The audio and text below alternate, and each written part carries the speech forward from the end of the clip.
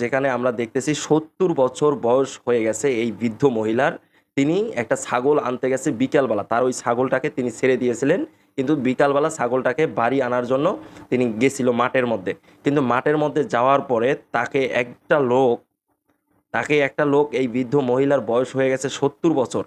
এই ৭০ বছর বয়স্ক মহিলাটাকে হাত পা বেঁধে তরকারির মধ্যে যে হলুদ দেয় সেই হলুদ ক্ষেতের মধ্যে নিয়ে তাকে ধর্ষণ করে। এক পর্যায়ে ওই মহিলা ওখানেই পড়ে থাকে। আশেপাশে কিছু লোকজন হয়তোবা তাকে দেখে।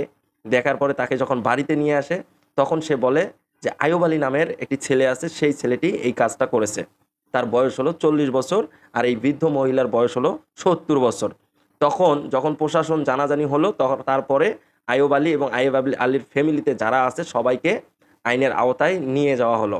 তবে আমার এখানে একটা কথা হচ্ছে, তাদেরকে এইভাবে শাস্তি না দিয়ে জনসম্মুখে তাদেরকে এনে তাদের একটা কঠিন শাস্তি দেওয়া হোক, যাতে এই ধরনের কাজগুলো ভবিষ্যতে করার আগে ১০ বার হলেও সে চিন্তা